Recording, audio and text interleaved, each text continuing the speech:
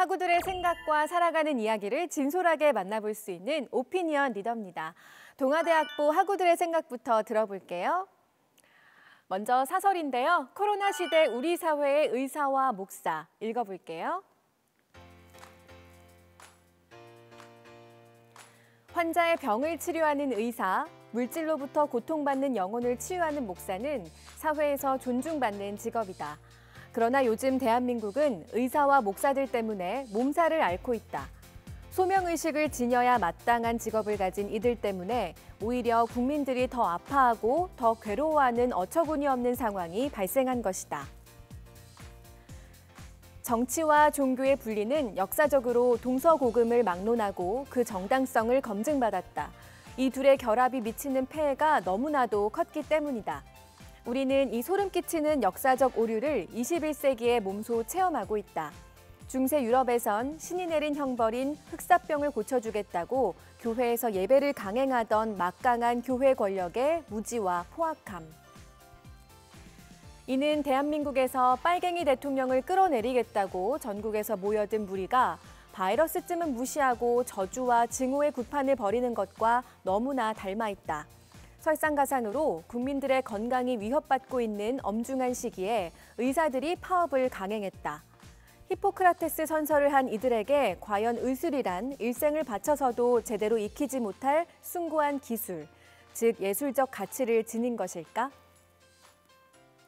환자의 건강을 최우선으로 생각하겠다는 히포크라테스 선서의 기본 정신은 생명을 다루는 이들의 양심이자 직업 윤리다.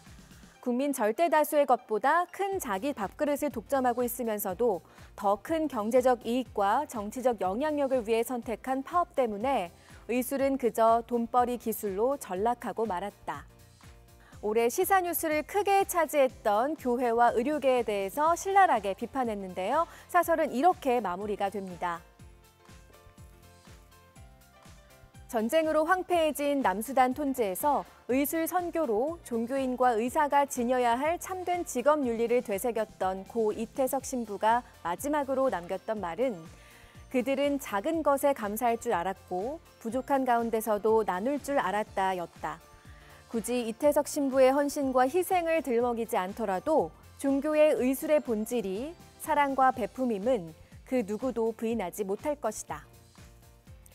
위기에 처한 국민들의 건강을 내팽개치는 의사들과 정치 노름에 빠진 목사들이 좌지우지하는 나라에는 미래가 없다.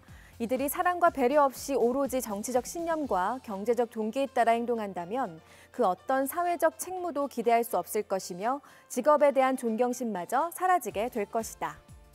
자, 이어서 칼럼 살펴보겠습니다. 네, 이 글은 사회학과 이진영 학우가 썼는데요. 난독 사회를 지혜롭게 벗어나는 법 읽어볼게요.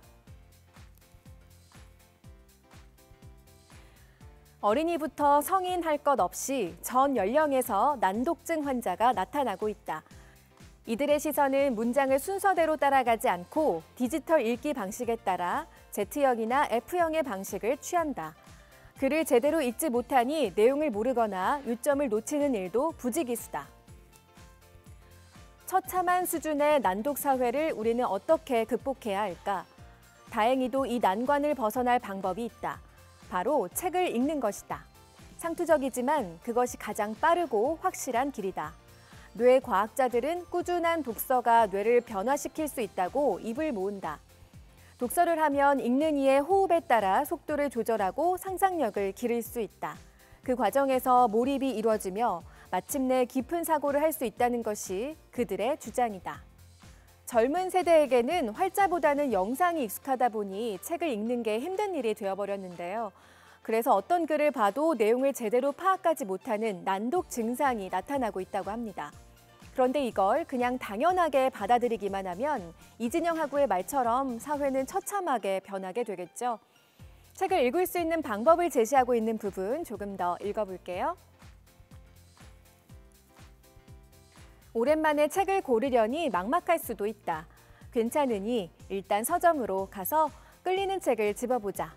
얇고 쉬운 책이라고 부끄러워하지 않아도 된다. 현재 자신의 수준에 맞는 책을 읽어야 효과가 있기 때문이다. 우직하게 조금씩 읽어나가다 보면 어느새 마음의 키가 성큼 자라 있을 것이다. 비대면 수업이 한창인 지금 넷플릭스와 유튜브 스트리밍으로 시간을 허비하고 있지는 않은지 돌아보자. 오늘만큼은 스마트폰을 내려두고 책 속으로 여행을 떠나는 것은 어떨까? 네, 이제는 서강학부 학우들의 생각 살펴보도록 할게요. 국문과 이서희 학우가 쓴 취향을 가진다는 것부터 읽어보도록 하죠. 어느 날 네 개들이 파울라너를 사는데 문득 그런 생각이 들었다. 취향을 가진다는 걸 다르게 말하면 새로운 것들에 배타적이라는 것 아닐까?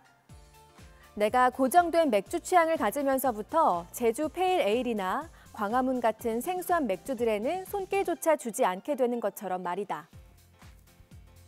아마도 이건 나만의 경험이 아닐 것이다. 글렌피딕 18년산 위스키를 찾는 사람이라면 칵테일바에서 섹스 온 더 비치를 찾을 것 같진 않고 요르고스 란티모스 영화를 즐기는 사람이라면 DC 코믹스의 영화를 볼 것 같진 않다. 그렇게 우리는 취향이라는 이름의 작은 성을 쌓고 그 밖의 것들을 안으로 들여보내지 않는 것이다. 그런 점에서 본다면 취향을 가진다는 건 한편으로는 조금 서글픈 일이 아닐까 싶다. 김영하 작가는 여행 에세이 오래 준비해온 대답에서 늙는 것에 대해 이렇게 썼다. 늙는다는 것은 무엇일까? 그것은 세상과 인생에 대해 더 이상 호기심을 느끼지 않게 되는 과정이다. 호기심은 한편 피곤한 감정이다. 우리를 어딘가로 움직이게 하고 무엇이든 질문하게 하고 이미 알려진 것들을 의심하게 만드니까. 취향이라는 건 단순히 어떤 것을 선호하는 것에서 그치는 게 아니라 다른 것을 배제하고 새로운 것에 대한 호기심을 갖지 않는 것일 수도 있다는 생각을 했네요. 이런 생각으로부터 이서희 학우는 어떤 결론에 이르게 됐을까요? 마저 들어볼게요. 확고한 취향을 갖게 되면 다른 것들의 호기심을 느끼지 않게 된다. 내가 마시는 파울라너나 글렌피딕 18년산은 의심할 여지 없이 나에게 좋은 것이니까. 그것으로 이미 나는 만족하고 있으니 굳이 제주 페일 에일이나 섹스 온 더 비치 같은 모험을 즐길 필요가 없는 것이다. 그렇게 취향은 점점 확고해지고 어떤 면에서 우리는 점점 늙어간다. 종종 취향을 깨보는 것도 유쾌한 경험이 되지 않을까 싶다. 취향 바깥에서 새로운 좋은 것을 발견할지도 모르는 일이니까. 그렇게 새로운 것에 도전하는 걸 두려워하지 않게 된다면 우리는 꽤 오랫동안 늙지 않고 살아갈지도 모르는 일이다. 이번에는 한 가지 이슈를 두고 각기 다른 의견을 가진 학우들의 생각 들어볼 수 있는 서강학보의 독특한 코너 펜과 펜 사이에서 양심적 병역 거부 대체 복무제에 대한 학우들의 의견 들어볼게요. 먼저 양심적 병역 거부자들은 죄수가 아닌 살림꾼 읽어보도록 하죠. 양심적 병역 거부를 인정하지 않으면 인재를 낭비하게 돼 사회적인 손실로 이어진다.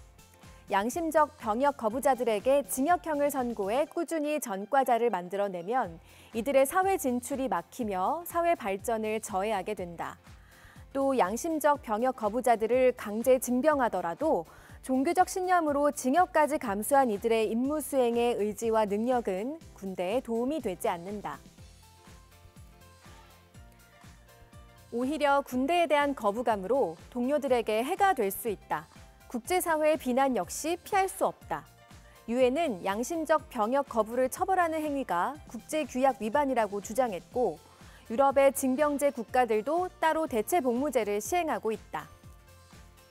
국제사회의 시류에 어긋나는 제도를 고치지 않는다면 한국의 세계적인 위신이 떨어질 것이다. 마지막으로 꾸준히 존재할 양심적 병역 거부 인력들을 그저 처벌하고 교화하는 데만 비용을 지불하는 것은 소모적이다. 같은 징병 인력이라면 그들의 양심을 인정해주고 대체 복무와 같은 사역을 부여하는 것이 공익을 창출하는 바람직한 방법이다.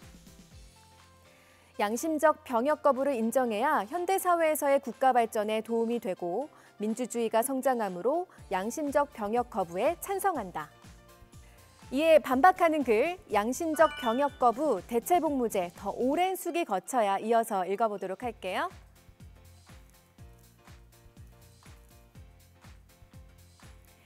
양심적 병역 거부 대체복무제를 반대하는 가장 큰 이유는 이 제도로 인해 병역 기피 문화가 확산할 우려가 존재하기 때문이다. 국가 질서의 근본이 되는 헌법에는 모든 국민이 국토 방위의 의무를 수행해야 한다고 명시돼 있다.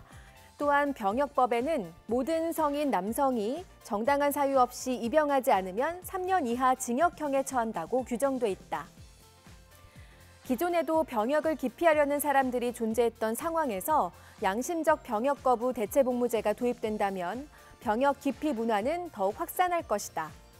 특정 종교인이 혜택을 받는다고 생각하는 일반인들이 실제로 믿지 않는 종교를 군 복무 회피 수단으로 악용할 수도 있다. 현행 대체복무제도는 이 제도를 보는 이들과 이 제도의 적용을 받는 이들 모두에게 박탈감을 안겨주는 악법이라 할 수 있다. 인권의식이 높아지며 병역을 거부하는 사유는 점점 많아질 것이다.